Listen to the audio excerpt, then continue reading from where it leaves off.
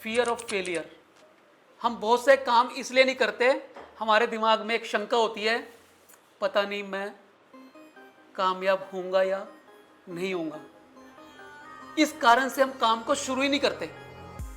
मन में एक हमेशा ये डर बना रहता है, जिसकी वजह से हम जीवन के अंदर रिस्क नहीं ले पाते, जिसकी वजह से हम जीवन के अंदर किसी भी बड़े काम को करने से डरते हैं।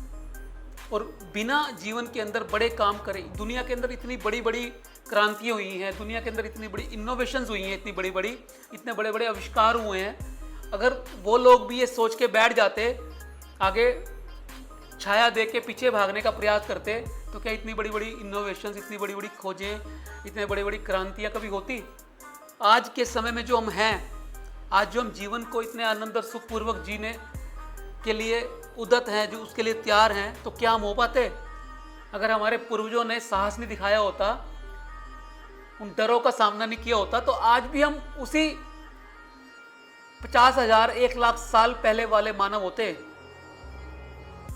उन्होंने इतनी बड़ी जो खोजें करी, इतना बड़ा संसार को इतना एक किस्म की ब्लेसिंग्स दी, वो तभी वो दे पाए जब उन्होंने अपने डर पे काबू पाया।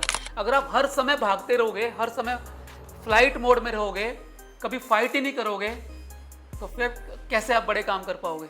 तो सबसे बड़ा जो डर है वो फेलियर का डर होता है। जिन समाजों के अंदर धर्म के अंधविश्वास पनपे हैं, धर्म की रूढ़िवादियाँ ज़्यादा कायम है, वो समाज पीछे रहे हमेशा। जिन्होंने अपने आप को, जब भारत के अंदर वैदिक युग था, तब भारत दुनिया में सबसे आगे था,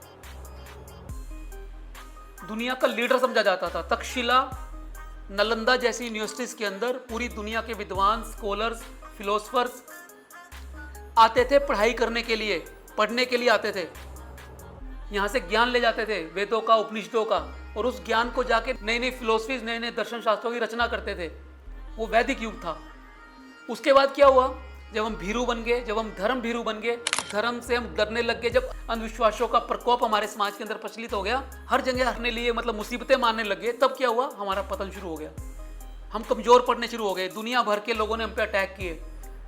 कभी हूण आए, कभी यूनानी आए, कभी अंग्रेज आए, कभी फ्रांसीसी आए, कभी डच आए, ठीक है, कभी अरब के लोग आए। उन्होंने क्या किया? हमारे हर तरह के रिसोर्सेज को लूटा, हमारी शिक्षा को उन्होंने लूटा, हमारे सारे के सारे गुरुकुलों को नष्ट कर दिया, हमारी किताबों को, शास्त्रों को नष्ट कर दिया उन्होंने, हमारे मंदिरों को नष्ट कर दिया हमारे, ठीक है, हमारे सारे रिसोर्सेज। गुजरात के अंदर सोमनाथ का मंदिर तो मैं खुद देख के आया हूँ, उसका पूरा इतिहास मैंने पढ़ा है। उस मंदिर के अंदर ही कहते हैं इतना सोना था जितना कई राजाओं के पास भी नहीं होता था। उस मंदिर के अंदर इतना सोना था। और मोहम्मद गौरी गजनवी जैसे लोगों ने वो 1000 साल पहले वो सारा का सारा वो लूट के ले गए वहाँ पे। और ऐसा एक मंदिर नहीं था हिंदुस्तान के अंदर, हजारों मंदिर थे, और इतनी समृद्ध परंपरा थी हमारी।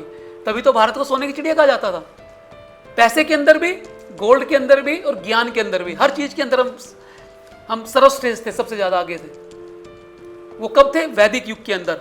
लेकिन जब हम भीरू होना शुरू हो गए, धर्म ने हमें डराना शुरू कर दिया, जात पात में समाज बंटना शुरू हो गया, वर्ण व्यवस्था को गलत समझ के जाति व्यवस्था में बांट दिया गया, लोगों के अंदर भेदभाव पैदा कर दिया गया, तो उस समय से क्या होना शुरू हो गया?